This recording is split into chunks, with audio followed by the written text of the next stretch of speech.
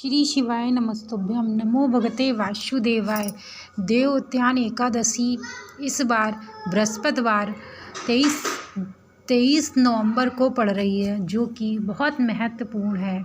यह व्रत सभी लोगों को अवश्य रखना चाहिए। यह व्रत मानसिक, शारीरिक हर तरह से उत्तम व्रत माना जाता है और भगवान विष्णु का योग निद्रा से जागना एक बहुत महत्वपूर्ण तत्व माना जाता है।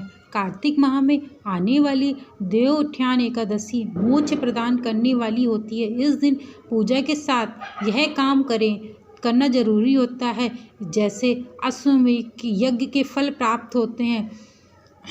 देवोत्थान एकादशी 23 नवंबर 2023 गुरुवार को पड़ रही है। इस दिन पंच माह बाद देव योग निद्रा से जागेंगे और फिर समस्त मांगलिक कार्य शुरू हो जाएंगे। हिंदू धर्म में इसे देवोत्थान एकादशी के नाम से भी जाना जाता है। कार्तिक माह के शुक्ल पक्ष में आने वाली देवोत्थान एकादशी माँ लक्ष्मी, श्री हरि विष्णु को प्रसन्न करने के लिए सर्वश्रेष्ठ मानी जाती है। इसके प्रभाव से बड़े पाप कट जाते हैं और बड़े से कार्य हो जाते हैं। श्री कृष्ण ने कहा, हे देवोत्थान एकादशी की रात्रि जागरण कर पूजा करने से साधक की आने वाली 10 पीढ़ियाँ विष्णु लोक में स्थान प्राप्त करती हैं। पितृ नरकलोक से मुक्ति पाते हैं। देवोत्थान एकादशी का व्रत कथा के बिना अधूरा माना जाता है। आइए जानते हैं इसके क्या महत्व हैं। देवोत्थान एकादशी का मुहूर्त क्या है। कार्तिक शुक्ल पक्ष एकादशी तिथि शुरू 22 नवंबर 2023 रात्रि 11:03 से शुरू हो जाएगी और 23 नवंबर 2023 रात्रि 9:01 तक रहेगी। पूजा का जो शुभ समय है सुबह 6 बजे, पहला जो शुभ समय है 6:50 से शुरू है और 8:09 तक रहेगा। रात्रि का मुहूर्त वो 5:25 से 8:46 तक रहेगा। व्रत पारायण का समय जो होगा वह सुबह 6:51 से सुबह 8:57 तक रहेगा 24 नवंबर को। देवोत्थान एकादशी की कथा धर्म ग्रंथों के स्वयं श्री कृष्ण ने इसका महत्व बताया है। इसके अनुसार एक राज्य में एकादशी के दिन प्रजा से लेकर पशु तक कोई भी अन्न नहीं ग्रहण करता था। एक दिन भगवान विष्णु ने राजा की परीक्षा लेने की सोची। सुंदरी भेष बनाकर सड़क किनारे बैठ गए। राजा की भेंट जब सुंदरी से हुई तो उन्होंने उसके यहाँ बैठने का कारण पूछा। स्त्री ने बताया कि वह बेसहारा है। राजा उसके रूप में मोहित हो गए और बोले कि तुम रानी बनकर मेरे साथ महल में चलो। श्री हरि ने ली राजा की परीक्षा। सुंदर स्त्री के राजा के सामने शर्त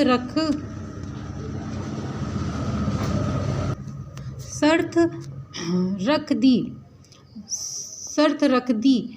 अगले दिन एकादशी पर सुंदरी ने बाजारों में बाकी दिनों की तरह अन्न बेचने का आदेश दिया।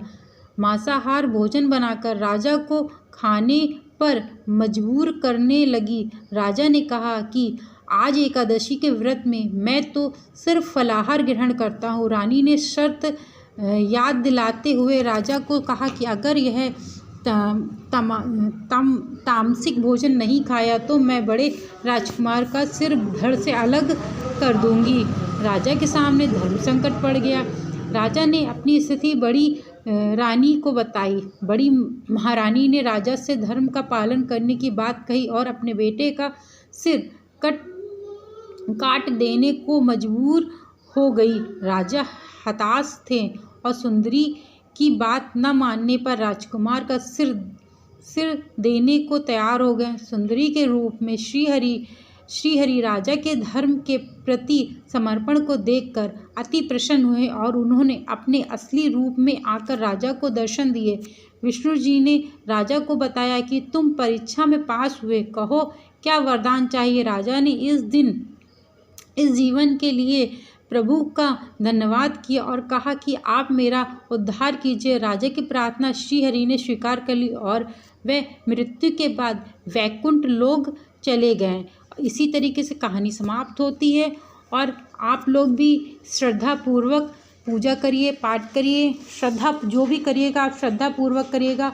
व्रत पूजा में संकटें ज़रूर आते हैं, दिक्कतें आती हैं, सभी के साथ आती हैं, लेकिन उन दिक्कतों को पार करके जो अपनी पूजा श्रद्धा भाव पूर्वक से करता है उसको श्री हरि विष्णु अवश्य मिलते हैं और उसके सारे कष्ट दूर होते हैं। यह व्रत करने से माता लक्ष्मी भी प्रसन्न होती हैं, क्योंकि आप जानते हैं हिंदू धर्म में यदि कोई स्त्री अपने पति का सम्मान होते देखती है तो वह बहुत प्रसन्न होती है।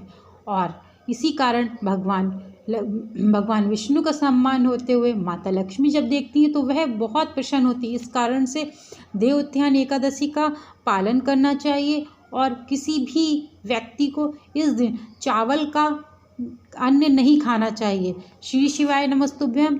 नमो भगवते वासुदेवाय। एकादशी की आपको शुभकामनाएं। भगवान इस जीवन में आपकी सभी इच्छाएं और मनोकामनाएं पूर्ण करें। श्री शिवाय नमस्तुभ्यम। चैनल को लाइक करिए, सब्सक्राइब करिए, शेयर करिए। Thank you so much watch करने के लिए।